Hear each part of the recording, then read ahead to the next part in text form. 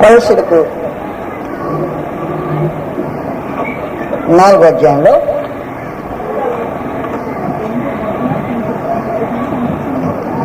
ఏడవ వచనం, కొలసలకు 4వ అధ్యాయం 7వ వచనం నుండి, ప్రియ సహోదరుడును నమ్మకమైన పరిచారకుడును ప్రభునందు నమ్మకమైన పరిచారకుడును నా తోటి సేవకుడైన తుకీకు నన్ను గూర్చిన సంగతులన్నీ మీకు తెలియచేయును. మీరు మా స్థితి తెలుసుకున్నట్లును మీ హృదయమును అతడు ఆదరించినట్లును అతనితో కూడా నమ్మకమైన ప్రియ సహోదరుడైన ఒనేషిమును మీ యొద్దకు పంపుచున్నాను. ఎవరి దగ్గర పంపుతున్నాడు? కొలస్సీలో. కొలస్సీ సంఘం దగ్గర పంపుతున్నాడా? ఫిలోమోను ఇంట్లోనే పంపుతున్నాడా? ఫిలోమోను. ఇది ఫిలోమోను ఇలా కాదు, కొలస్సీ సంఘానికి కొలస్సీ సంఘ సభ్యుడిగా పంపుతున్నాడు. జాగ్రత్త గుర్తుపెట్టుకోండి. ఇతడు మీ యొద్దకు వచ్చిన వాడే. ఇతడు మీ యొద్ద నుంచి వచ్చిన వాడే. ఇతడు మీ యొద్ద నుండి వచ్చిన వాడే. ఎక్కడి నుంచి వచ్చినాడు? కొలస్సీ నుంచి వచ్చిన వాడే. ఇదిగో మీ యొద్ద నుంచి వచ్చి కొలస్సీలారా, ఈ ఒనేషీము మీ దగ్గర నుంచి వచ్చిన వాడే, మరి మీ దగ్గరికి పంపుతున్నా. ఆ మాట కొలసీలో చెప్పాడు, ఫిలోమోనుకు అదే సంగతి చెప్పాడు. కాబట్టి కనెక్షన్ మీకు జాగ్రత్త చూడాల్సిన అవసరం ఉంది. మీకు అర్థమైతే నాకు గడవలేదు. 15వ వచనం, ఫిలోమోను 15వ వచనం, ఫిలోమోను 15వ వచనం, 199వ పేజీ, ఫిలోమోను 15వ వచనం. అతడికి మీదట దాసుడుగా ఉండక దాసుని కంటే ఎక్కువవాడుగాను ప్రియ సహోదరుడుగాను విశేషముగా నాకును శరీర విషయమును ప్రభు విషయమును మరి విశేషముగా నీకును ప్రియ సహోదరుడుగా గాను నీ యొద్ద ఎల్లప్పుడూ ఉండటకే కాబోలు అతడు కొద్ది కాలం నిన్ను ఎడబాసి ఉండెను. నీ యొద్ద ఉంటానికంటే ఎవరి దగ్గర ఉండడానికి కొలసీ సంఘంలో ఉంటాను. కాబట్టి కొలసీ సంఘం ఇప్పుడు ఎక్కడుందన్నమాట? ఫిలోమోను ఇంట్లో ఉంది. మీ ఇంట్లో ఉన్న సంఘం అని చెప్పాడు. అది మీకు వాస్తవం. ఇప్పుడు మీకు కొత్త ఫిక్స్ వచ్చి ఉంటుందా? ఫిక్స్ వచ్చింది కదా. కాబట్టి ఏ విధమైన ఊహ లేకుండా ఒనేషీము కొలసీ నుంచి వచ్చిన వాడే రోమకి. ఇతను మీ యొద్ద నుంచి వచ్చిన వాడే కొలసీలారా, మళ్ళీ మీ దగ్గర పంపుతున్నాను అని కొలసీకి సంఘానికి రాస్తూ మళ్ళీ ఫిలోమోనుతో మాట్లాడుతూ నీ దగ్గర నుంచి వచ్చిన వాడే, నీ ఇంట్లో ఉండడానికి వచ్చిన వాడే మళ్ళీ ఫిలోమోనుతో మాట్లాడు. అందువలన ఈ కొలసీ సంఘానికి ఫిలోమోనుకి ఎంతో బంధవ్యం ఉంది అన్నమాట. ఆ ఇంట్లో కూడా సంఘం, కొలసీ సంఘం ఇది. కాబట్టి ఫిలోమోను చదువుతున్నప్పుడు కొలసీలకు రాసినట్టు కనపడుతుంటుంది, కొలసీ చదివేటప్పుడు ఫిలోమోను సంగతి కనపడుతుంటుంది. అందుకు విశేషమైన సంగతి. అందువల్ల ఈ కొలసీ పత్రిక అపోస్తలుడైన పౌలు రోము నుండి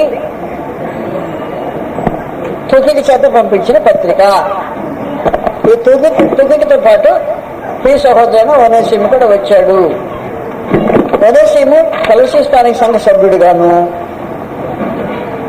ఫిలోమోను ఇంట్లో దాసుడిగాను ఫిలోమోనుకు ప్రియ సహోదరుడుగాను పంపబడ్డాడు.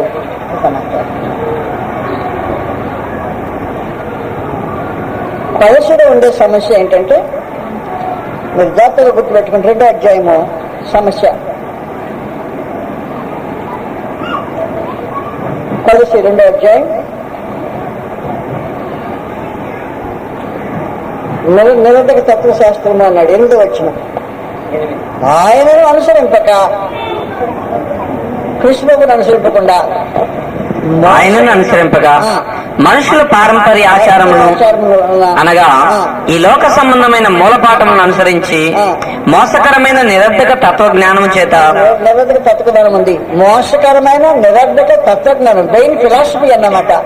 కాబట్టి ప్రక్కన ఏముందంటే కొలసీ ప్రాంతంలో బద్దమైన తత్వశాస్త్రం ఉంది, బ్రెయిన్ ఫిలాసఫీ అన్నట్టు. బ్రెయిన్ ఫిలాసఫీ అంటే పనికి మన తత్వశాస్త్రం ఉంది, తత్వం ఉంది. సంఘాన్ని బాధ పెట్టేది వెయిన్ ఫిలాసఫీ ఒకటి ఉంది అక్కడ.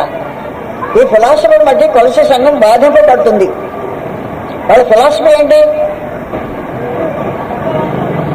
2వ అధ్యాయం 17వ వచనం, 18వ వచనం. 2వ అధ్యాయం. అతి వినయాసక్తుడై దేవదూత ఆరాధన యందు ఇచ్చ కలిగి తాను చూచిన వాటిని గూర్చి గొప్పగా చెప్పుకొనుచు తన శరీర సంబంధమైన మనస్సు వలన. అదిగో సంగతి. కలిసిన సమస్య చూడని వాటిని గురించి గొప్పగా చెప్పుకుంటూ, చూసిన వాటిని అనేది రాసి కింద నిర్మల భాషలో ఉన్నాడు. చూడని వాటిని గురించి మీరు పైన కింద ఒకసారి జాగ్రత్త చూడాల్సిన అవసరం ఉంటుంది. మూల భాషలోనే ప్రతి చోట కింద పదం మీరు తీసుకోవచ్చు. మూల భాషలో కాకుండా లేఖ చేయకుండా వదిలిపెట్టేయండి. లేఖ అన్నమాట మనిషి అభిప్రాయం వ్యక్తపరిచాడు అనమాట. మూల భాషలో అంటే పరిశుద్ధాత్మ మాట ఉపయోగించాడు అన్నమాట. కాబట్టి లేఖ అనే మాట మీరు లక్ష్య పెట్టద్దు. లేఖ అనేది మనిషి యొక్క అభిప్రాయం. మూల భాష అంటే పరిశుద్ధాత్మ యొక్క ఆలోచన. మీరు తాము చూడని వాటి విషయమే గొప్పగా చెప్పుకుంటున్నారు. చూడకపోతే గొప్పగా చూస్తే గొప్ప చెప్పుకునేది. కానీ వెయిన్ ఫిలాసఫీలో వచ్చి తంట ఏంటంటే ఏ సంగతుల కంటికి కనపడలేదో వాటిని గురించి గొప్ప, చూడని వాటి విషయమే గొప్పగా చెప్పుకొచ్చు. శరీర సంబంధమైన మనస్సు వలన ఊరకనే ఉప్పొంగుచు శిరస్సును హత్తుకుని వాడు ఎవడును. హత్తుకోకుండా ఉంటే వారు ఎవడైనా ఉంటే మీ బహుమాన అప్రాధికం జాగ్రత్త చూడండి. 2వ సమస్య 2. కాబట్టి పాలసీలో కొట్టవచ్చినట్టు సమస్యలు ఉన్నాయి. అది ఎఫ్ఎఫ్రా అనే స్థానిక సంఘ సువార్థికుడు ఎఫ్ఎఫ్రా పౌరు దగ్గర కూర్చుని వివరించాడు. మా ప్రాంతం నువ్వు రాలేదు కదయా, మా స్థానిక సంఘం మీరు చూడలేదు కదా, మా స్థానిక సంఘం చుట్టూ ఏ అబద్ధ బాధ ఉందో నీకు తెలుసునా? ఇదిగో మా స్థానిక సంఘం చుట్టూ అబద్ధ బాధ. నిరర్ధకమైన తత్వశాస్త్రం ఒకటి ఉంది. చూడని వాటిని గురించి గొప్పగా చెప్పుకునే మనుషులు ఉన్నారు. శరీర సంబంధమైన మనసు యొక్క వరకు ఉప్పొంగుతున్న వాళ్ళు ఉన్నారు. అది మా ఇబ్బంది. అది సంఘం మీద తన ప్రభావం కనపరుస్తున్నది. కాబట్టి మనుషులు సంఘంలో ఉండే సామాన్లు శరీర సంబంధమైన మనసు యొక్క ఊరికే ఉప్పొంగుతున్న వారిని చూసి దాని చేత ఆకర్షించబడుతున్నారు. తత్వశాస్త్రం కదా గొప్ప తత్వశాస్త్రం మాట్లాడేవాడు అన్నదే. అప్పుడు ఎప్పుడైతే తత్వశాస్త్రం అన్నారో నిరర్థక తత్వ జ్ఞానం చేత అపహరిస్తారని జాగ్రత్త గుర్తుపెట్టుకున్నారు. కనుక అతి వినయాసక్తులే 2వ రకం. అతి వినయాసక్తులే దేవదూతారాధన నిలిచి తాను చూడని వాటి విషయమే గొప్పగా చెప్పుకుంటూ శరీర సంబంధమైన మనసులో ఉప్పొంగుతూ మీ బహుమానాన్ని ఎవరు అపహరిస్తారని తీసుకోండి. శరీర అర్పించుకుంటాం అతిగా పని చేస్తారంటే మీ బహుమానం ఎవరు పరిష్కారంగా అప్పగిస్తున్న పౌలు దాన్ని హెచ్చరించడం జరిగింది. కాబట్టి 2 ప్రాముఖ్యమైన సమస్యలు ఆ ప్రాంతాన్ని వేధిస్తున్నాయి. మీ ప్రాంతాన్ని వేధించే సమస్యలు కూడా ఉంటాయి. మీ ప్రాంతాన్ని వేధించే సమస్యలు ఎలాగుంటాయంటే గ్రంథంలో లేకపోయినా ఉన్నట్టుగా చెప్పే మనుషులు ఉంటారే వారి వల్ల మీ సమస్యలు ఉంటాయి. గ్రంథంలో వేరు బట్టి చెప్పే మనుషుల వల్ల సమస్యలు ఉంటాయి. మీ ప్రాంతంలో ఊరికే శరీర సంబంధమైన మనసుతో ఉప్పొంగే వల్ల సమస్యలు ఉంటాయి. మీ ప్రాంతం శిరస్సును క్రీస్తుని హత్తుకోకుండా ఆయన సంఘంలో ఉండకుండా శరీర సంబంధమైన మనసుతో ఊరికొప్పంగా వల్ల బహుమానం ఉపయోగించబడే సమస్యలు అవుతుంది. మనుషులు ఫిలాసఫర్స్ మీ మధ్యలో ఎప్పుడైనా పనిచేశారా? తాత్వికులు మీ మధ్యలో ఎప్పుడైనా తత్వాన్ని వివరించారా, బోధించారా? వారి మన సమస్యలు చేస్తుంది. బంధువులు తత్వాన్ని మాట్లాడబడి వారి మన సమస్యలు ఉంటాయి. అందువల్ల పరమందం దేవుని గ్రంథము నమ్మదగిన గ్రంథము. కృష్ణుడు ఏం చేశాడంటే తాను ఆజ్ఞాపించిన వాటిని గైకొనాలని తన అపోస్తులకు ఉపదేశించి నేను మీకు ఏ సంగతులు ఆజ్ఞాపించుతున్నా వాటన్నిటినీ గైకొనమని వారికి బోధించుకున్నాడు. కాబట్టి గ్రంథంలో లేకుండా కొంచెం మినహాయించి సొంత అభిప్రాయాలు కలిపి మాట్లాడేవాడు ఉంటాడే అది చెడిపోవాడు ఉంటాడు. అలాంటి తత్వశాస్త్రము మీ ప్రాంతంలో తత్వశాస్త్రం లాంటి తత్వశాస్త్రము కలిసి ప్రాంతంలో ప్రభావితం అవుతుంది. మీ ప్రాంతంలో మిమ్మల్ని కొడుతున్న అబద్ధ బోధ లాంటి బోధ పరిశీలన బాధిస్తుంది. అందువలన సంఘం యొక్క పరిస్థితి మోసకరమైన నిరంతర తత్వశాస్త్రం. అది మీకు తత్వశాస్త్రంతో పనిలేదు. బైబిల్ చదువుకునేవాడికి తత్వశాస్త్రంతో పనిలేదు. బైబిల్ చదువుకునేవాడికి సైన్స్ తో పనిలేదు. బైబిల్ చదువుకునేవాడికి చూడని వాటి గ్రంథంలో గొప్పగా చెప్పుకోవాల్సిన అవసరం ఉండదు. ఈ గ్రంథము ఆనాటి ప్రజలు ఎలాగ ప్రాంతీయ సమస్య చేత పట్టుబడుతున్నారు, ఈనాడు మీరు కూడా ప్రాంతీయ సమస్య చేత పట్టుబట్టుకుంటే జాగ్రత్తగా ఉండాలని ప్రత్యేకించి వారికి పరమ దేవుడు ఇచ్చిన హెచ్చరికలు మనకు పట్టుబడుతుంది. కాబట్టి కొలసులకు ఆయన రాసిన పత్రిక యొక్క విశేషమైన సంగతి అంటే కొలసులో ఒక సంగతి చర్చించబడింది. చర్చనీయాంశం ఏమంటే కొలసు పత్రిక 4వ అధ్యాయంలో క్రీస్తు అనే పదము 25 సార్లు కంటే ఎక్కువ వాడబడింది. క్రీస్తు అనే పదం మాత్రమే. ఆయనని అలాగే సర్వనామాలు పలికిన ఇంకా అనేకాలు ఉన్నాయి, కానీ క్రీస్తు అనేది నామం అంటే సర్వనామం కాకుండా పాపనామం ఏమంటారు, అక్షరాల పేరులో మాట్లాడిన క్రీస్తు అనే పదాలు కనీసం 20 కంటే ఎక్కువ సార్లు ఉంటాయి. 20 సార్లు ఉంటాయి.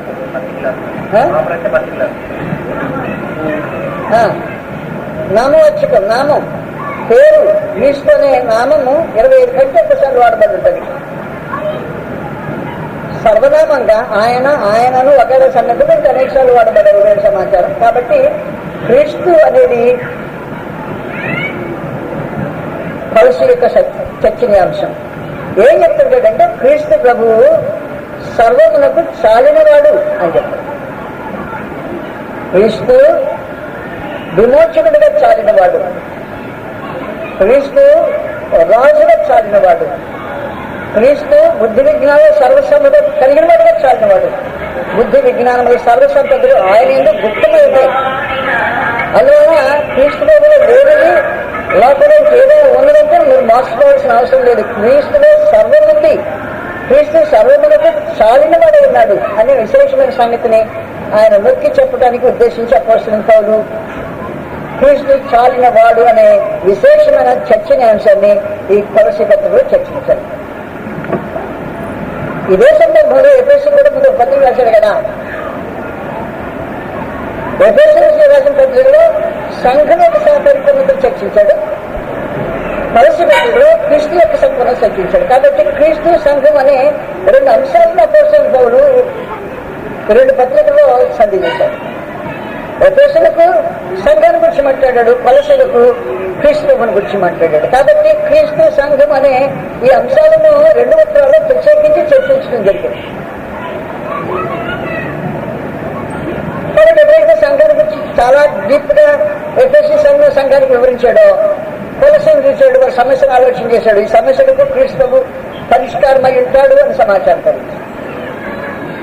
ఈ తప్పుడు వాదులకు వచ్చిన జబ్బు ఏంటంటే, నేను గతంలో మీకు సమాచారం చెప్తున్నా.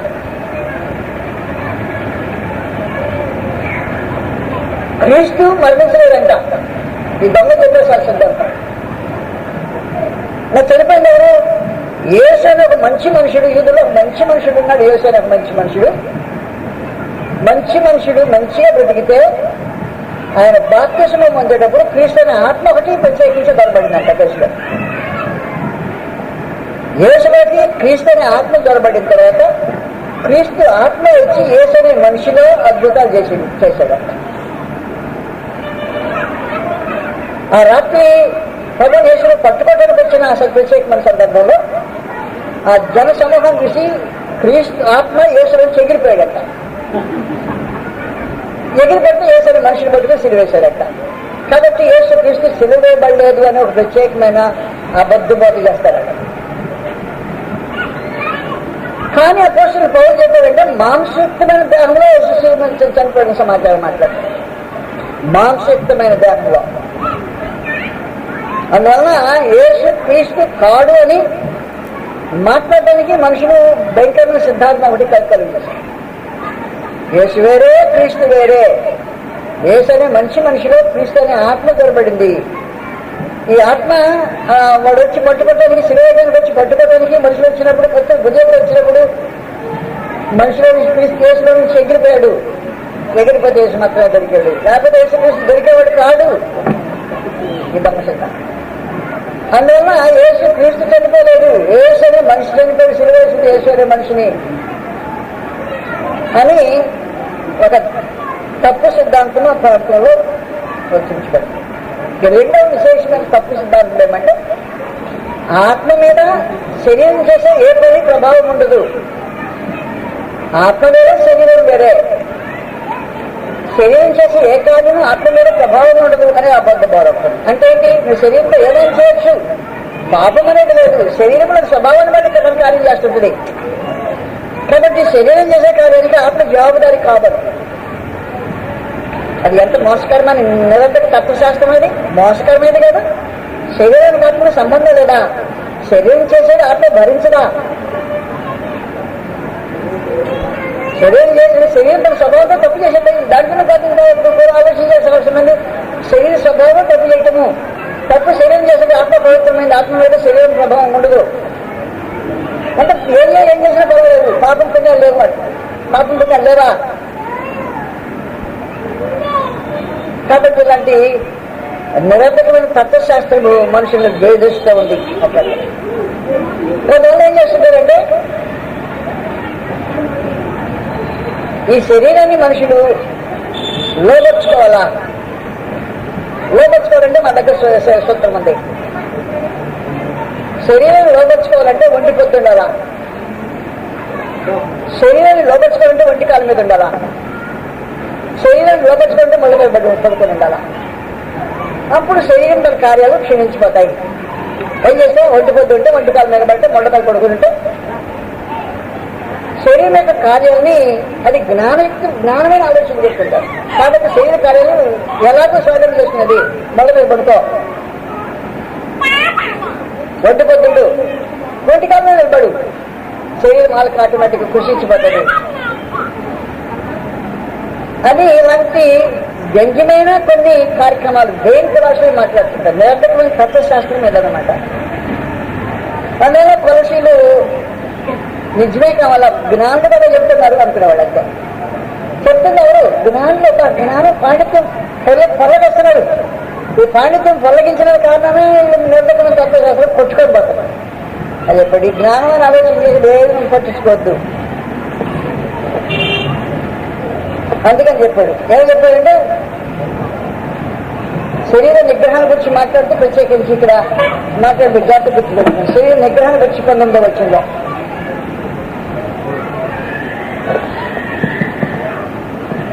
అతి విన్యాసక్తిలో దేవదత్త ఆరాధన నేర్చుకలిగి తాను చూడని వాటిని గురించి గొప్పగా చెప్పుకొనుచు, తన శరీర సంబంధమైన మనసు వలన ఊరకనే ఉప్పొంగుచు, శిరస్సును హత్తుకొనిన వాడెవడును మీ బహుమానమును అపహరింపనీయకుడి. ఆ శిరస్సు మూలముగా సర్వ శరీరము కేళ్ల చేతను నరముల చేతను పోషింపబడి అతకబడినదై దేవుని వలన కలుగు వృద్ధిలో అభివృద్ధి పొందుచున్నది. మీరు క్రీస్తుతో కూడా లోకం యొక్క మూలపాఠముల విషయమై మృతి పొందిన వారైతే లోకంలో బ్రతుకుచున్నట్లుగా మనుషుల ఆజ్ఞలను పద్ధతులను అనుసరించి చేత పట్టుకొనవద్దు, రుచి చూడవద్దు, ముట్టవద్దు అనే విధులకు మీరు లోబడనేలా అవన్నీ వాడుకొనుట చేత నశించిపోవును.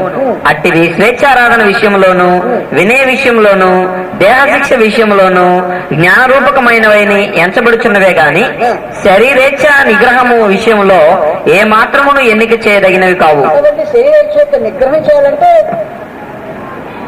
ముట్టవద్దు, రుచి చూడవద్దు అనే విధులు ఏర్పాటు చేసి పెట్టారు. కాబట్టి కొన్ని కట్టలు ఏర్పాటు చేశారన్నమాట. ఇవన్నీ ఎందుకంటే శరీరేచ్ఛను నిగ్రహించుకోవడానికి కొన్ని విధులు ఏర్పాటు చేసి పెట్టారు. శరీరేచ్ఛ నిగ్రహించుకోవడానికి వారు ఏర్పాటు చేసినవి పనికి వచ్చేవి కావు అని చెప్పేసి చెప్పాల్సి. అందువల్ల ఈ మూల పాఠాలు, మూల సూత్రాలు కొన్ని మనుషుల్ని బాగా బాధించడం ప్రారంభించాం. అందువల్ల క్రీస్తునందరి విశ్వాసము, దేవుడందరి భయము, భక్తి అనేది పక్కదాన్ని బట్టి చేశారు. నేను గతంలో మీకు తెలియజేసినట్టు శరీరం అంతా చెడ్డది, ఆత్మ అంతా మంచిది.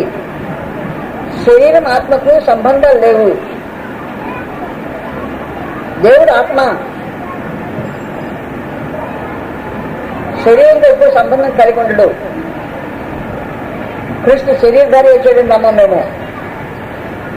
యేసు మనుషుడున్నాడు, క్రీస్తు కాదైనా. క్రీస్తు అంటాము. కాబట్టి యూదులు గ్రీకు తత్వశాస్త్రవేత్తలు కలిసి క్రైస్తవ్యం మీద ఎలాగైనా దుమ్ముజల్లి పాడు చేయాలని ఆలోచనతో క్రైస్తవ విశ్వాసాన్ని కాదని చెప్పించడానికి కానీ మనుషుల మధ్యలో ప్రక్కన క్రీస్తు మీద వ్యతిరేకలు యూదులు, వెర్రి తత్వశాస్త్రవేత్తలు గ్రీకులు. కాబట్టి గ్రీకు తత్వశాస్త్రము, యూదుల యొక్క మతము క్రైస్తవ్యాన్ని చెడగొట్టడానికి ఉద్దేశించి ఇద్దరు జాయిన్ అయిపోయారు. ఇప్పుడు ఈ జాయిన్ అయిపోయి ఒక కొత్త విశ్వాసాన్ని డెవలప్ చేశారు. ఈ కొత్త విశ్వాసాన్ని ప్రారంభించేటప్పుడు ప్రత్యేకించి ఏం చెప్తారంటే దేవుడు సృష్టికర్త కాడు, దేవుడు ఈ ప్రపంచాన్ని సృష్టించిన వాడు కాదు, దేవుడికి ప్రపంచానికి ఎలాంటి సంబంధం ఉండదు, దేవుడంతా ఆత్మైన మంచి దేవుడు, ఈ పదార్థ సంబంధమైన సృష్టిని చేయడు. మరి సృష్టి ఎక్కడి నుంచి వచ్చిందంటే మేము చెప్తాము మధ్యలో దేవదూతలు ఉన్నారు అర్థం. కాబట్టి మధ్యలో దేవదూతలు ఎట్లా వస్తుంటారంటే దేవదూత సృష్టిలోకి వస్తారనమాట. ఉండే కొన్ని తగ్గుకుంటూ 306 మెట్లు దేవుడి దగ్గరికి వెళ్ళాలంటే పైన ఉండడైనా అదృశ్యంగా ఈ మెట్లు ఉండాలా వెళ్ళాలా అతిగా శక్తుడై దేవదూత ఆరాధన నిశ్చయించగలిగి దేవుని ఆరాధన పక్కన పెట్టేసి ఇప్పుడు దేవదూత ఆరాధన ప్రారంభించేశారు. ఈ దేవదూత ఆరాధన వల్ల ఈ భూతరాధన ద్వారా మనం పైకి వెళ్ళిపోవాలా దేవుని దగ్గరికి నేరుగా మనుషుడు సంధి చేయడానికి అవకాశం ఉంటుంది. అతివినయం, ఇది అతివినయం అన్నమాట. అమ్మో దేవుడు నమ్ము అనేసి అతివినయం చూపించి దేవుడితో నేరుగా సంబంధం చేయడానికి అవకాశం లేదన్నమాట. దేవుడితో మనిషికి సంబంధం కాబట్టి దేవుడితో సహవాసం ఎలా కలగాలంటే దేవుడితో నేరుగా నడుచుకోవడానికి వీలేదు. కాబట్టి మధ్యలో పెట్లు ఉన్నాయి. ఈ నిచ్చిన గుండా ఎక్కుకుంటే 300 నిచ్చిన ఎక్కుకుంటే వెళ్ళిపోవాలా. కాబట్టి నువ్వు స్టెప్ మారుకుంటే వెళ్ళిపోవాలి.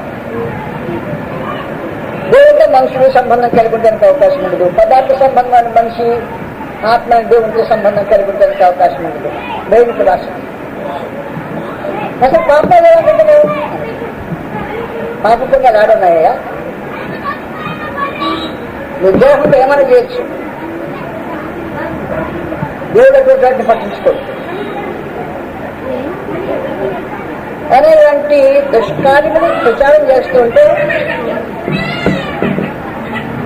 పరిస్థితులు ఉన్న పరిశుద్ధులకు మనుషులు పరిశుద్ధులు ఎప్పుడవుతారు? బ్రతికినప్పుడే తెచ్చినప్పుడా? పరిశుద్ధులు బ్రతికినప్పుడే తెచ్చినప్పుడా? కథలిక్ మతం అడగండి, చస్తేనే పరిశుద్ధులు అవుతారు, బతికిన వాళ్ళు పరిశుద్ధులు కారు. ఇంతకుముందు మదర్ తెరిసా అనే పేరున్నాను, ఇప్పుడు సెయింట్ తెరిసా అంటున్నారు చచ్చినాక. కాబట్టి అక్కడ రోమ్లో వాటికన్ సిటీలో పోతుగారానికి సెయింట్ గుడి చచ్చినాక ఇచ్చాడు.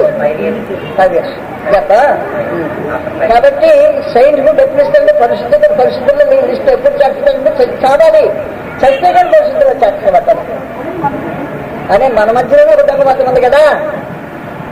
అలాంటిది ఆనాడంటే ఆశ్చర్యపోవాల్సిన అవసరం ఏమండి? అందులో నేరుగా వాటిని కట్ చేయడానికి అప్పవలసిన పౌరులు పరుషులైన పరిశుద్ధులు కట్టలేదు.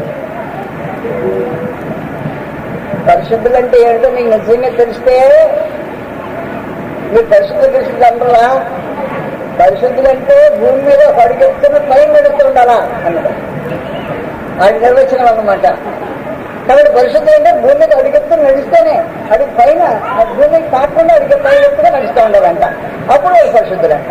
ఒక్కొక్కరు యొక్క నిర్వచనం అలా ఉంటుంది. కాబట్టి సెయింట్ గుడ్ వాళ్ళ గారి నిర్వచనం సత్యవేత పరిశుద్ధులు అవుతారు, భూమిలో 10 అడుగులు ఎత్తుపై నడిస్తే కానీ పరిశుద్ధులు అవుతారు అని ఇలాంటి బదంతో మన చుట్టూ ఉన్నాయి.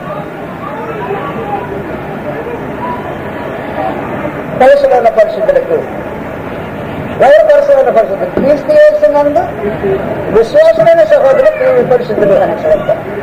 కాబట్టి క్రీస్తు యేసునందు విశ్వాసులైన పరిశుద్ధులు. క్రీస్తు యేసు అంటే యేసు క్రీస్తు యేసులో నమ్మమే. యేసు వేరు క్రీస్తు వేరు అంటే లేదు అబ్బాయి. క్రీస్తు యేసు వేరు కాదు, క్రీస్తు యేసు ఒక్క ఆయనే. క్రీస్తు యేసు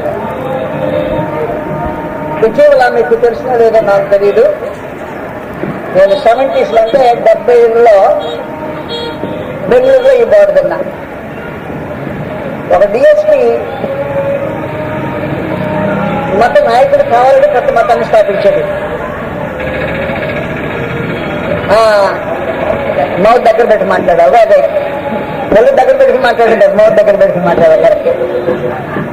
అక్కడ డిఎస్పీ క్రైస్తవ మత నాయకుడు కావాలనే ఉద్యోగం ఉన్నప్పుడే మత నాయకుడు కావాలనే, రిటైర్ అయిపోతే మతం కొనసాగాలి, మత నాయకుడిగా కావాలనే కలగంటూ ఉద్యోగం చేసేటప్పుడు ఒక కొత్త మతాన్ని స్థాపించాడు. ఆ దినాల్లో బెంగళూరులో క్రీస్తు సంఘం సజీవంగా ఉంది. నేను తరచుగా బెంగళూరు దర్శిస్తూ ఉండేవాడిని ఆ రోజుల్లో. అలా క్రీస్తు సంఘం యొక్క మీటింగ్ కి ఆ డిఎస్పీ వచ్చాడు. వచ్చిన తర్వాత ఆయన సిద్ధాంతం ఏంటంటే యేసు లేరు, క్రీస్తు లేరు. అది కాదు, 2000 సంవత్సరాల క్రితం సిద్ధాంతం ఇప్పుడు మనం చెప్పబోతున్నారు. అరే బాబు, యేసు లేరు, క్రీస్తు లేరు సిద్ధాంతం 2000 సంవత్సరాలు కదా కలిసిలేని కొత్తగా వెళ్ళిపోతుందా లేదా? అప్పుడు యేసు లేరు, క్రీస్తు లేరు అంటున్నారు ఏంటంటే బైబిల్ ఒక రిఫరెన్స్ చెప్పానన్నాడు. ప్రొఫెసర్ 5వ అధ్యాయం యేసు లేరు, క్రీస్తు లేరు అనే ఉద్యోగం. అందువల్ల ఈ దొంగ మతానికి కూడా బైబిలే ఆధారం చేసుకోవడం ఒక విత్తైన సంగతి. ప్రొఫెసర్ 5వ అధ్యాయం 21వ వచనం. దయచేసి ప్రొఫెసర్ 5వ అధ్యాయం 21వ వచనం గట్టిగా. మన ప్రభువైన యేసు క్రీస్తు పేరట సమస్తమును గూర్చి తండ్రి అయిన దేవునికి ఎల్లప్పుడూ కృతజ్ఞతాస్తుతులు చెల్లించుచు క్రీస్తు నందల భయముతో ఒకరినొకరు లోబడి ఉండుడి. 5:27 4:27 ఆయన సిద్ధాంతానికి సంబంధించి సమాచారం. అయితే మీరు యేసును గురించి విని ఆయన యందు సత్యము ఉన్నది ఉన్నట్టుగానే ఆయన యందు ఉపదేశింపబడిన వారైన ఎడల మీరు అలాగూ క్రీస్తుని నేర్చుకున్న వారు కారు. కాబట్టి యేసుని గురించి క్రీస్తు నేర్చుకున్నవాడు కాదన్నాడు అంతే. కాబట్టి యేసు క్రీస్తు కాదన్నాడు అన్నది సమాచారం. దొరికిందా బైబిల్లో రిఫరెన్స్? యేసుని గురించి ఉన్నట్టుగా మీరు బోధింపండి వారైతే అలాగనే మీరు క్రీస్తు నేర్చుకునేవారు కాదు. కాబట్టి యేసుని గురించి నేర్చుకుంటే క్రీస్తు గురించి నేర్చుకునేవారు కాదని చెప్పేసి సమాచారం. యేసు క్రీస్తు గారని నేను చెప్పేది యేసు శరీరము, క్రీస్తు శిరస్సు అన్న. క్రీస్తు శిరస్సు అంటే యేసు శరీరం అంట. కాబట్టి యేసు వేరు, క్రీస్తు వేరు. దాని కొరకల ఇబ్బంది పశురాజును పడి యేసు క్రీస్తు సంఘం అన్నారు. అది మద్రాసులో కూడా తెలిసింది ఆఖరికి. ఈ యేసుకి సంఘం ఆయన నా దగ్గర బాబులు వేసుకోవడానికి వస్తాడు. ఎందుకంటే అక్కడ స్థానిక సంఘం అయితే కొత్త మాటలు చెప్పాలి కదా. కాబట్టి రెగ్యులర్గా వస్తుంటాడు నా దగ్గరికి. ఏంటో మీరంటే యేసుకి సంఘం అన్నాడు. అది ఎక్కడి నుంచి వచ్చిందంటే ఇదంతా మొదలు చెప్పడానికి ప్రయత్నం చేయకు. అతన్ని కన్వర్ట్ అయ్యే పరిస్థితికి వచ్చేసాడు. అతను కన్వర్ట్ అయినప్పుడు అధికత పోయేదనుకున్నాడు. ఇది కృష్ణకు దగ్గర కాకుండా ఇంకెక్కడైనా దేవుని బుద్ధి విజ్ఞాన సర్వసంపద ఉండదు. మా దగ్గర ఉంది రహస్య జ్ఞానం అంటారు వాళ్ళు ఈ ఫిలాసఫర్స్. రహస్య జ్ఞానం మీ దగ్గర కాదు ఉంది. రహస్య జ్ఞానం అపోస్తుల దగ్గర ఉంది. అపోస్తులేమో మా దగ్గర ఉంది అంటారు. ఈ ఫిలాసఫర్స్ దేవుని గురించి రహస్యమైన జ్ఞానం మా దగ్గర ఉంది, మా దగ్గర తెలుసుకుంటూ అంటుంటారు. అందువల్ల ఆ అపోస్తుల బాధ వల్ల ఈ జ్ఞానతత్వవాదుల బాధ ఉన్నారో మనుషులు తెలియదు పట్టుబడుతున్నాయి. ఈ పరిస్థితుల్లో కలుష సంఘం ఉంది. అందువల్ల కలుషులకు రాస్తూ అపోస్తలుడైన పౌలు చెప్పే విశేషమైన సంగతి ఏంటంటే క్రీస్తు చాలినవాడు, క్రీస్తు యేసు. కాబట్టి యేసు క్రీస్తు అంటే నేను ఇప్పుడు క్రీస్తు యేసు అంటున్నాను నేను చెప్పేశాడు. క్రీస్తు అని ఆయన యేసు అని ప్రత్యేకించి స్థాపించడానికి అపోస్తలుడైన పౌలు ఈ సంగతి మొదలుపెట్టి మాట్లాడుతున్నాను.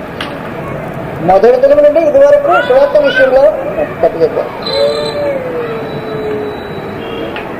పర్లోకమందు మీ కోరుకుంటున్న నిరీక్షణ బట్టి క్రీస్తు యేసు నుండి మీకు కలిగిన విశ్వాసం గురించి పరిశుద్ధులందరి మీద మీకు కలిగిన ప్రేమను గురించి మేము విని ఎల్లప్పుడూ మీ నిమిత్తము ప్రార్థన చేయొచ్చు. మన ప్రభువునకు యేసు క్రీస్తు యొక్క తండ్రి దేవునికి కృతజ్ఞతలు చెల్లిస్తున్నాం. మీ యొక్కకు వచ్చిన సువార్త సత్యం గురించిన బోధ వల్ల ఆ నిరీక్షణ గురించి మీరు ఇంతకు ముందు గుర్తించారు.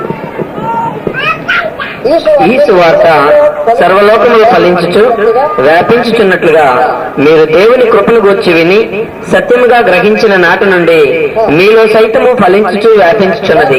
మీ దగ్గరకు వచ్చిన సువార్త ఎలా ఉంటుందంటే సువార్త విత్తనాలు తీసుకొచ్చాడు మా దగ్గర నుంచి ఒక మనిషి మీ దగ్గర. మేము చెప్పిన సువార్తకు విత్తనాలు తీసుకొచ్చి మీ మధ్యలో చల్లాడు. ఈ సువార్త ఎలాంటిదంటే ఫలించి వ్యాపించే సువార్త. వ్యాపించి ఫలించేది కాదు, ఫలించి వ్యాపించేది. రెండింటి మధ్య తేడా ఏంటి? ఫలించి వ్యాపించేది, వ్యాపించి ఫలించేది అని తేడా ఏంటి? ఉన్నాయన్నా? ఏంటి తేడా?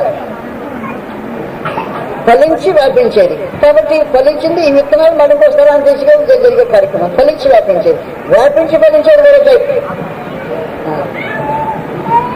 వ్యాపించి ఫలించేది కాదు, ఫలించి వ్యాపించేది అంటే ఈ స్వార్థ విత్తనాల ద్వారా ఫలించేది, వ్యాపించేది. వ్యవసాయం లాంటిదని ప్రత్యేకించి తెలియజేస్తుంది. కాబట్టి సర్వలోకంలో ఫలిస్తూ ఉంది, వ్యాపిస్తూ ఉంది. సర్వలోకానికి సృష్టి స్వార్థ చల్లబడింది. కాబట్టి కొలసి స్థానిక సంఘానికి పరిమితమైనది కాదు ఇది అని చెప్పేసి వచ్చారు. మీ దగ్గర సత్యము కొలసి ప్రాంతానికి సంబంధించింది కాదు, కానీ మీ దగ్గర ఫిలాసఫీ కొలసి ప్రాంతానికి సంబంధించింది. ఈ కొలసి ప్రాంతానికి సంబంధించింది ప్రక్కన ఎబేసి పట్టణం మీద ప్రభావం చూపించలేకపోయింది. ఎబేసిలో ఉన్న వాళ్ళు వెంటనే ఇది అబద్ధ బోధ వేస్తారు. అబద్ధ బోధని వారిని నెట్టేస్తారు. సత్యములకు భిన్నమైన బోధ చేయొద్దంటారు. ఎబేసిలో ఖండితంగా మాట్లాడుతుంటారు. సత్యములకు భిన్నమైన బోధ చేయొద్దారు. కల్పనా కథల మధ్య ఖచ్చితంగా ఎబేసి ఖండితంగా అంటారు. కొలసీలో అలాగనే వాళ్ళు లేకపోయిన కారణాన వారి సువార్త సర్వలోకం వ్యాపించి ఫలించే సువార్త దానికి భిన్నంగా నిలబడింది ఒక మాట మాట్లాడుతున్నాడు. ఇది కాదు అంటున్నాడు. దానివల్ల ఈ సువార్త మా తోటి సోదరుడు ఎపఫ్రాని ఆయన మీ దగ్గర తీసుకొచ్చాడు. అతను మా దగ్గర తీసుకొచ్చిన గింజలు మీ మధ్యలో చల్లింది. వేరే గింజలు చల్లలా. మేము ఏ దాని ఇచ్చామో ఆ దాని మీద చల్లితే అవే పండుతున్నాయి.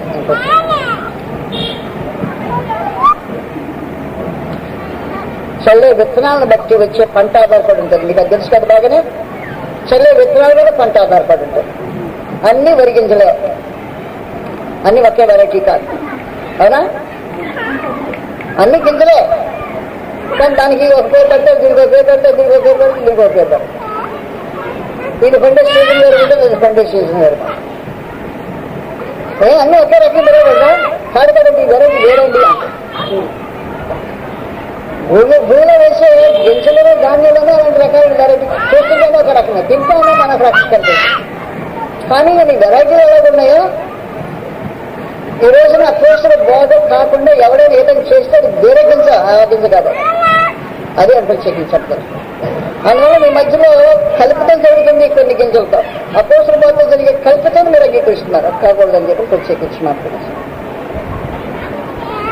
అందుచేత ఈ సంగతి నాటి నుండి మేము మీకు నిమిత్తం ప్రార్థన చేయటం మానక ప్రత్యేకించి చెప్పేశాడు. కాబట్టి దయతో నన్ను ఆలకించింది. ఈ చిన్న బిట్లో మనం ఏం చేయాలంటే ప్రార్థన చేయటం నేర్చుకోవాలా, ప్రార్థన చేయటం నేర్చుకోవాలి. అపోస్తలుడైన పౌలు ప్రార్థన చేసి ఒక విశేషమైన సంగతిని వారితో మాట్లాడుతున్నారు. అపోస్తలుడైన పౌలు కొలసి పట్టణానికి వెళ్ళాలా, కొలసిలో ఉండేవారి స్థానిక సంఘం ముఖం చూడకపోయినా సరే వారు సువార్త విన్నారని, ఆ విన్న సువార్త తాను ప్రకటించిన సువార్తనని, అపోస్తలుల సువార్తను నిలిచున్నారని, నిలిచిన వారికి కృప సమాధానంలో ఆరోపించి ఇప్పుడు వారి కోసం ప్రార్థన చేస్తున్నారు. వారి కొరకు ఏం ప్రార్థన చేస్తున్నాడు? మీ స్థానిక సంఘంలో ప్రార్థన అంశాలు అనౌన్స్మెంట్ ఎలాగుంటుందో నాకు తెలియదు. ఆయన స్థానిక సంఘాల్లో ప్రార్థన అనౌన్స్మెంట్ నేను వింటా. ఎందుకంటే అనేక స్థానిక సంఘాల్లో ఆరాధనలో నేను కూర్చుంటాను. కాబట్టి ఆ ఆరాధన అయిపోయిన తర్వాత వారి స్థానిక సంఘ సంబంధమైన స్వార్థికుడు కానీ ఎవరైనా నాయకుడు కానీ లేచి మా స్థానిక సంఘంలో ప్రకటనలు అంటాడు. ప్రకటనలో మొట్టమొదటిగా ప్రార్థనాంశాలు అంటాడు. స్వార్థికుడు కదా, కాబట్టి అవుట్లైన్ ప్రకారం వివరిస్తూ ఉంటాడు. ప్రార్థనాంశాల్లో మొట్టమొదట అంతే చెప్పి ఆ తల్లి పెద్ద ఆమె మెట్లు ఎక్కలేకపోతుంది, ప్రార్థన చేయండి. మెట్లు ఎక్కలేకపోతే ప్రార్థన నేనేం చేయమంటావు?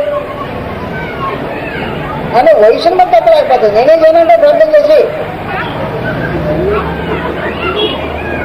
మెట్లు ఎక్కలేకపోతే ప్రార్థన ఏమని చేస్తారు మీరు చెప్పండి. మేక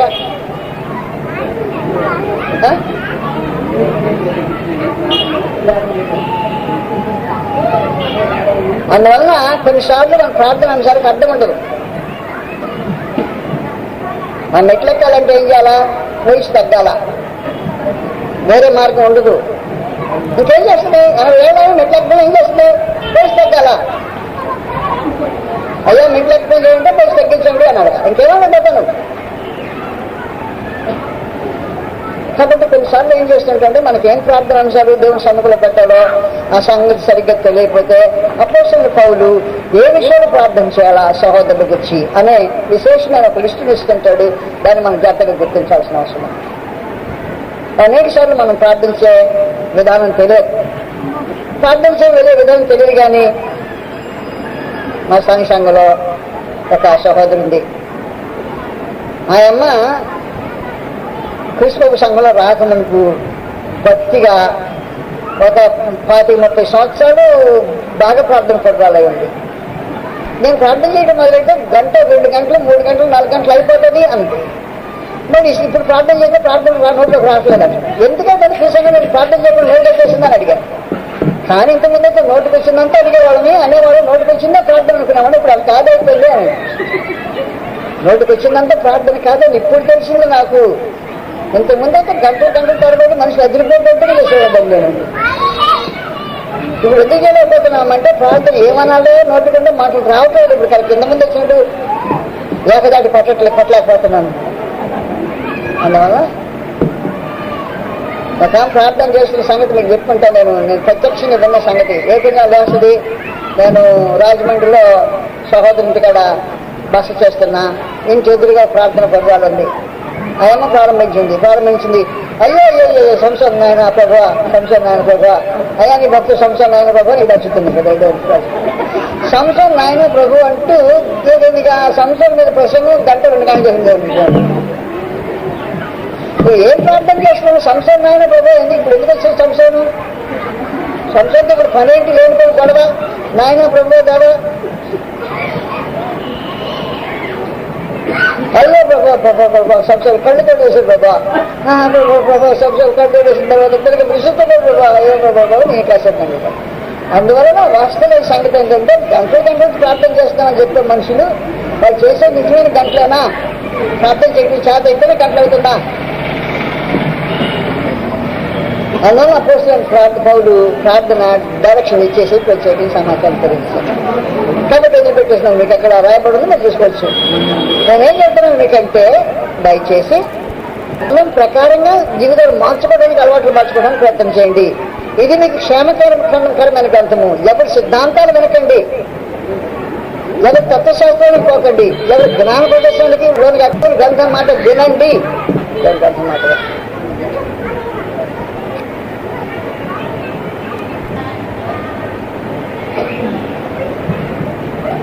క్రీస్తు ప్రభు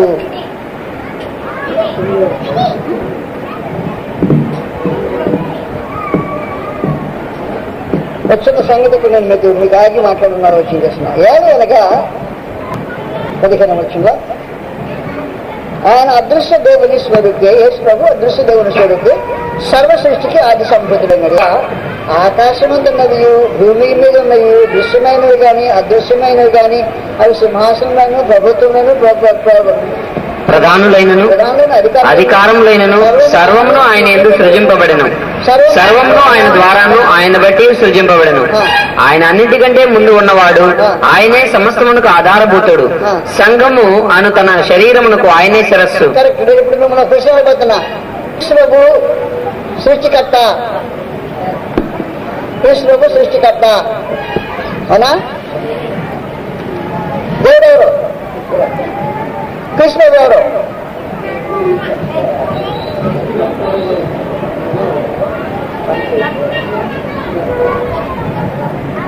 సృష్టికర్త దేవుడా కృష్ణబాబా?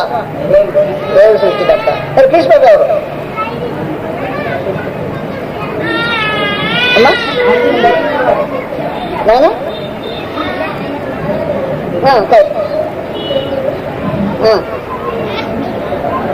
కృష్ణబాబు నిర్మాణకుడు, తండ్రి దేవుడు సృష్టికర్త. నిర్మాణకుడు సృష్టికర్త అని 2 ప్రత్యేకమైన సంగతులు మనం ఇప్పుడు వాడుతున్నాం. సృష్టికర్త నిర్మాణకుడు, తండ్రి దేవుడు సృష్టికర్త, కృష్ణబాబు నిర్మాణకుడు. సృష్టి చేసింది ఎవరు? బైబిల్ గ్రంథంలో 4వ అధ్యాయం. ఈ విషయంలో మీరేం కన్ఫ్యూజ్ కావాల్సిన అవసరం ఉండదు. నాస్తిక్ అంటే ఇప్పుడు ఫిలాసఫర్స్ ఉన్నారే వాళ్ళకి మనుషులు కన్ఫ్యూజ్ చేసేసి కింద మీద పెట్టేస్తుంటారు. దేవుడు సృష్టికర్త కాదు అంటానికి మనుషులు ఒప్పించే మాటలు మాట్లాడుతుంది. 4వ అధ్యాయం 11వ వచనం. ఆ 24 పెద్దలు సింహాసనమందు ఆసీనుడయ్యుండు వాని ఎదుట సాగిలపడి యుగ యుగములు జీవించున్న వానికి నమస్కారము చేయొచ్చు. ప్రభువా మా దేవా, నీవు సమస్తమును సృష్టించితివి, నీ చిత్తమును బట్టి అవి ఎండను, దానిని బట్టి సృష్టింపబడిన గనుక నీవే మహిమ ఘనత ప్రభావం పొంద నరుగురు అని చెప్పొచ్చు. తమ కిరీటములు ఆ సింహాసనం ఎదుట వేసరి. సృష్టింపబడును అని సమస్తము నీ చిత్తమును బట్టి సృష్టింపబడును. సృష్టికర్త అలా సమస్తము నీ చిత్తమును బట్టి సృష్టింపబడును. మొదలు కొరికి నువ్వు సమస్తము సృష్టించుతవి.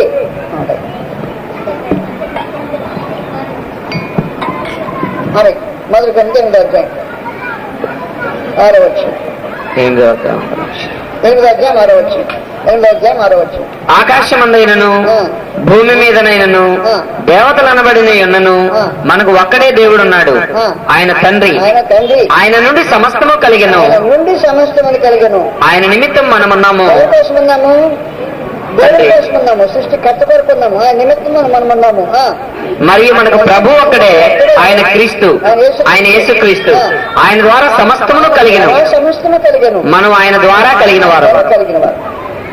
కాబట్టి కృష్ణ ప్రభు ద్వారా కలిగిన వారు, దేవుని కోసం కలిగిన వారు, కృష్ణ ప్రభు ద్వారా కలిగిన వారు. ఆ సమాచారం చెప్పడానికి ఉద్దేశించి కొలసీలకి సంఘం చెప్పాడు. ఆకాశం మీద ఉన్నాయని దృశ్యమైనవి కానీ అదృశ్యమైనవి కానీ సింహాసనం ప్రభుత్వమైన సర్వమును ఆయన ఎందుకు సృజింపబడింది. సర్వం మన ద్వారా ఆయన బట్టి సృజింపబడింది. ఆయన అన్నిటికంటే ముందుగా సమస్యలకు ఆధారభూతికి సమాచారం. ఏ శరీరంలో కృష్ణ ప్రభు నివాసం చేశాడో ఆ శరీరంలో దేవత్వం యొక్క సర్వపరిపూర్ణత నివాసం చేసింది చెప్పాడు. దేవుడు శరీరంలో నివాసం చేయడం అనే ఫిలాసఫర్స్ వాదనకి వ్యతిరేకంగా అపోస్తలుడైన పౌలు తెలియజేసే విశేషమైన సంగతి ఏమంటే దేవత్వం యొక్క సర్వపరిపూర్ణత శరీరముగా కృష్ణుని నివసించినది. కాబట్టి దేవత్వం యొక్క సర్వపరిపూర్ణత శరీరముగా కృష్ణుని నివసించుతున్నదని సత్యాన్ని అపోస్తలుడైన పౌలుకి వాళ్ళకి చెప్పడం జరిగింది. కనుక ఇవన్నీ మనకు తెలిసిన సంగతులు విశేషించి మాట్లాడుకోవాల్సిన అంత పెద్ద సంగతులు అక్కడేమీ లేవు. కాబట్టి నేనేం చేశానంటే తత్వశాస్త్రవేత్తలు ఆ ఫిలాసఫర్స్ సంఘాన్ని మోసం చేయడానికి ఏమని చేస్తున్నారో చెప్పేసి సమాచారం చెప్పారు. మొదటి సంగతి మీరు గుర్తించుకోవాల్సిందంటే పాపం లేదు అన్నాడు అనుకో, వాడంత దొంగోడు ఇంకోటి ఉండడు. పాపం ఉంది, శరీరంతో చేసేది ఆత్మ మీద ప్రభావం కనపరుచుతో తెలియదు. శరీరం చేసేదానికి ఆత్మ జవాబు చెప్పాల్సిన అవసరం ఉంది. చేసేది దేహము, జవాబుదారి ఆత్మ.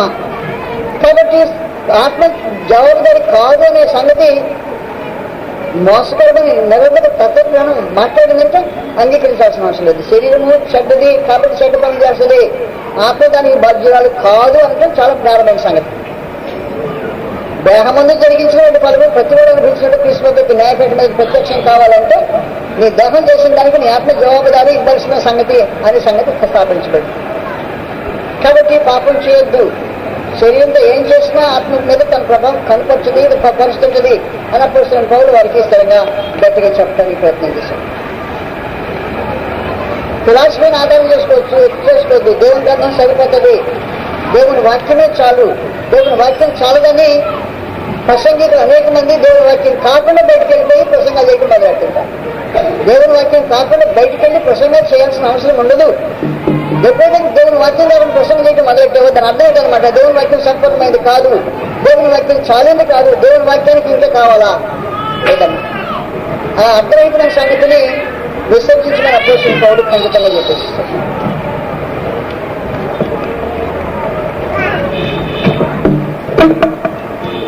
దేవుని వాక్యము అనే సంగతి ప్రత్యేకించి అక్కడ క్వాలిఫై చేసిన ప్రత్యేకించాడండి. 25వ వచనంలో 1వ అధ్యాయం 25వ వచనం కలిసి 1:25 దేవుని వాక్యమును అనగా యుగములలోను తరములలోను మరుగు చేయబడిన మర్మమును సంపూర్ణంగా ప్రకటించుటకు. దేవుని వాక్యం అంటే అన్నవాడు ఎవడన్నారా? దేవుని వాక్యం అంటే ఓం ఓం వాక్యం అనేవాడున్నారా? గుర్తుపెట్టుకోండి, మోసం చేస్తున్నారు. వాక్యం అంటే ఓం జీవం కాదు. ఆది వాక్యం ఉంటే అనగానే ఓం అన్నాడే అలాంటి అబద్ధాలు మాట్లాడుకుంటే వాక్యం అనే దానికి నిజంగా అర్థానికి తెలియాల్సిన అవసరం ఉంది. వాక్యం అని లేఖనాల్లో ఎన్ని విధాలుగా ప్రయోగించబడిందో ప్రయోగానికి తెలియాల్సిన అవసరం. వాక్యం అనే మాటకు నిర్వచించవలసిన అవసరం భావన మీద ఆధారపడదు. వాక్యం అంటే ఓం కాదు, ఓంకారనాదం కాదు, అవన్నీ కాదు. దానికోసమని కృష్ణ తీసుకోవడానికి ఆది వాక్యం అంటే ఓం అని అంటే అవసరం లేదు. అలాంటి ఒక్క వాక్యం అవసరం ఉండదు. ఖచ్చితంగా ఫిలాసఫీ అవసరం లేదు. ఆ సందర్భంలో ఆది వాక్యం ఉండేను అనే ఆది భాషలో ఉపయోగించిన వాక్యము ఓం కాదు, ఒక వ్యక్తికి ఇవ్వబడిన నామకరణ అది. అంతేగాని వాక్యం అనే లేఖనానికి ఇవ్వబడిన సమాచారం కాబట్టి వాక్యం అనేది రకరకాలుగా వినియోగించబడింది గ్రంథంలో. వార్త గుర్తుపెట్టుకున్నారు.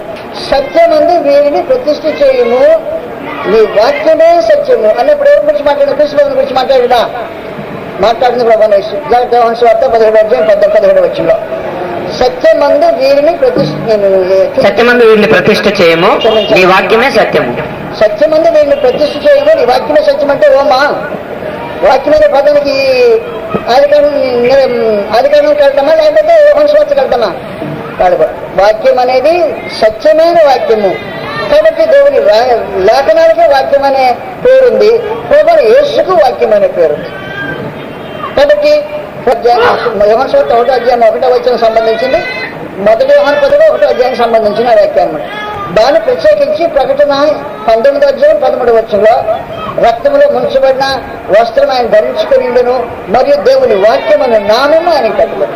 కాబట్టి వాక్యం అని యోహాను సువార్త చెప్పేది ఓం కాదు, యేసు ప్రభు రమణేష్ ఆయన పేరు వాక్యం. కాబట్టి ఆదిలో భగవాన్ యేసున్నాడు అని చెప్పాను కానీ ఓం ఉన్నాడని చెప్పడా. ఆదిలో భగవాన్ యేసున్నాడు కరెక్ట్. ఆది నుండి వాక్యం, దేవుని వాక్యం ఉంది. ఇప్పుడు మాట్లాడుతుంది దేవుని మర్మమైన వాక్యం. కాబట్టి కొలసీలో మాట్లాడుతున్న వాక్యము అలాగే శబ్దము ఉన్నదని సమాచారం బయట చెప్పట్లా. ఆది అందు శబ్దం కాదు ఉంది, ఆది అందు వాక్యమైన ఒక వ్యక్తి ఉన్నాడు అని పేరు ఇష్టం. కాబట్టి వాక్యం అనగానే మనము నిర్వచనం జాగ్రత్తగా గ్రంథంలో చూడాల్సిన అవసరం ఉంది. ఫిలాసఫీకి వెళ్లకుండా ఉంటే మనకి చాలా ప్రాముఖ్యంగా వస్తుంది. కాబట్టి యేసు ప్రభు ఓంకార నాదము అని చెప్పడానికి ప్రయత్నం చేసే మనుషులు లేకుండా అపోస్తలుడైన పౌలు, అలాగే యోహాను స్థాపించడానికి ఉద్దేశించిన సమస్యలే కానీ ఇట్లా లోపల నుంచి ఫిలాసఫీ తీసుకొచ్చి గ్రంథాన్ని వివరించాల్సిన అవసరం ఉండదు. అంటే బాగుంటుంది. ఇంట్లో ఆశీర్వదించి మీద పెడతా ఉంటుంది ప్రార్థనలో. లేకపోతే మాకు అది ఇది అడుక్కునేదాకా ప్రార్థన మనం చేసి అడుక్కునే కార్యక్రమం కదా. అపోస్తలుడైన పౌలు చేసేది అలాంటి కాదు కదే. ఎఫెసు పత్రికలో ఫలసలో ఉంది, ఎఫెసు పత్రికలో ప్రార్థన అంశాల గురించి మాట్లాడు. ఇక చదివేసి మానేస్తాము. మీరు కేవలం గుర్తు పెట్టుకుంటే సరిపోతుంది. ఆయన చేసిన ప్రేమకు తెలుసుకోగలుగును, తగిన శక్తి కలవారు కావాలని ప్రార్థించుతున్నాను. ఏం ప్రార్థన చేస్తున్నాడు? అంశాలు చెప్పేశాడు. మనం చేసే అంశాలు ప్రార్థన అంశాలు మార్పు చెందితే బాగుంటుంది. అది ప్రార్థన అంశాలు. కాబట్టి కలిసి 1వ అధ్యాయంలో కూడా ప్రార్థన అంశాలు మాట్లాడుతున్నాం. 1వ అధ్యాయంలో ప్రార్థన అంశాలు గుర్తు తను మనం ఏం ప్రార్థన చేస్తున్నాడు సంఘ సమాచారం 13-14 వచ్చిన వాళ్ళు రాబడుతుంది.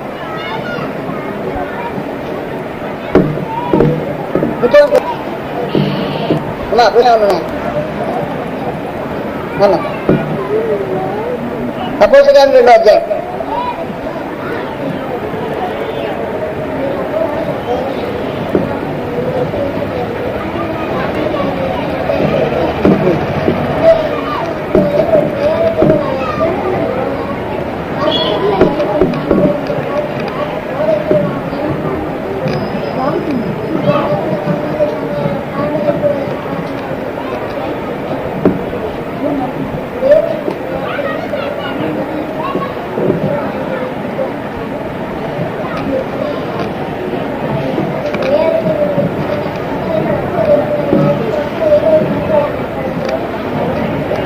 అంశాలు. అది ప్రయారిటీ సమాచారం కాదు. అది అంశాలు ప్రత్యేకించి అపోస్తలుల బోధ ఎందును, సహవాసం ఎందును, రొట్టె విరుచుటంలో ప్రార్థన చేయటం. అపోస్తలుల బోధ గొడవ ఉండదు. చేసేవాడు అపోస్తలుల బోధ చేస్తే కదా చేస్తే అసలు సమస్య ఉండదు. అపోజిట్ బాధ చేయకుండా సొంత బాధ చేస్తూ నిశ్చయితం మొదలెట్టేసి అది జరిగించి ప్రయారిటీ సంఘ సమాచారం కాదు, అది జరిగించే కార్యక్రమాల సమాచారం.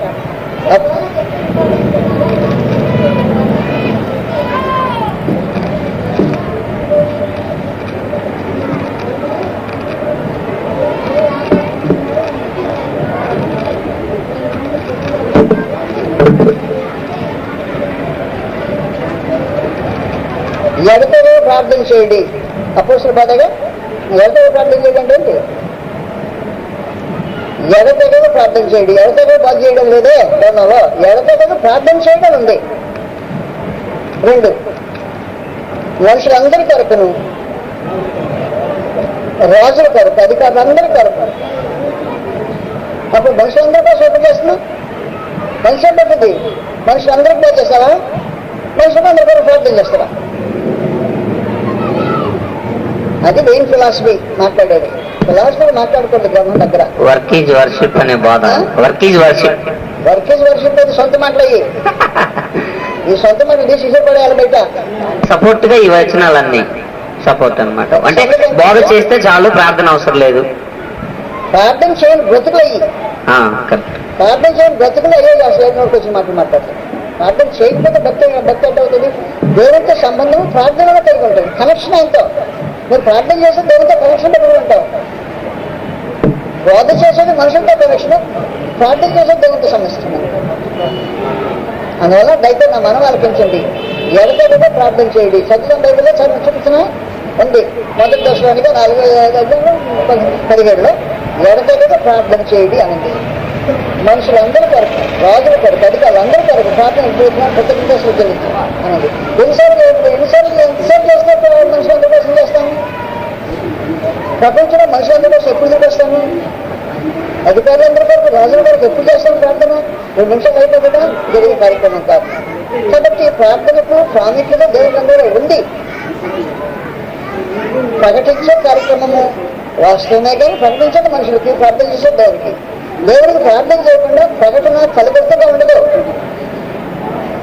దేవుడితో సంబంధం లేకుండా ఆయన మాట్లాడటానికి శక్తి ఎక్కడి నుంచి వస్తుంది? శక్తి దేవుని వల్ల కలగాలి మనుషులు ఉపయోగించాలి. అందువల్ల ప్రార్థన ప్రయారిటీ గురించి మాట్లాడాల. అపోస్తుల బోధలో బోధ అంటే కొత్త నిబంధన అంటే అపోస్తుల బోధ సంబంధించింది. ఆ బోధ లేకపోతే ఏం చేసినా నిలబడుతున్నాయి. క్రీస్తు బోధని నిలిచిండగా దాన్ని విడిచి ముందుకు సాగి ప్రతి వాటిని దేవుడు అంగీకరించినాడు. ఆ బోధని నిలిచిండగానే నాకు మాట్లాడింది. కాబట్టి అపోస్తుల బోధని నిలిచిండడం అనేది జీవ సంబంధం సంబంధించింది. బోధ ప్రకటించడమే కదా దానికి సంబంధించి. అపోస్తుల బోధ ఏంటంటే అపోస్తులు చేసే బోధ ప్రకారం జీవితం ఉండాలి అనేది అర్థం. బోధ చేయాలనేది అర్థం. అపోస్తుల బోధ ప్రకారం జీవించాలని చెప్పాడు. అపోస్తుల బోధ ఏంటనో వారు ఎలా బోధించాలో అలా బతికారు. సహవాసమందును, రొట్టె విడిచిపోయిందును, ప్రార్థన చేయడం ఎడదగలుంటే క్రమబద్ధంగా ఉన్నారు. అపోస్తుల బోధ అంటే ప్రసంగించమని కాదు, బతుకమని అర్థం అపోస్తుల బోధ. ప్రసంగ గ్రంథంలో దేవుడు ఆకాశం ఉన్నాడంటే ఆయన కంటే నువ్వు హెచ్చుగా చెప్పుకోవద్దని ఉద్దేశం. ఉప్పొంగొద్దు, దేవుని కంటే ఎక్కువగా నీ మాటలు ఉప్పొంగించే విధంగా ఉండకూడదు అనేది. ఒక్క సంగతి ఏంటంటే మనిషి మాటలు ఎప్పుడు దేవుని కంటే ఎక్కువగా ఉండవు. వాస్తవం ఏం జరుగుతుందంటే ప్రార్థనకు సహకారం ఉంటుంది. నీ ప్రార్థన సహకారం లేకుండా దేవుని దగ్గరికి వెళ్తావు. నేను క్షమించాలి. నేను మన బిడ్డ ప్రశ్న అడిగిన ఆన్సర్ ఇవ్వండి దాటిపోవడం ధర్మం కాదు కదా. అది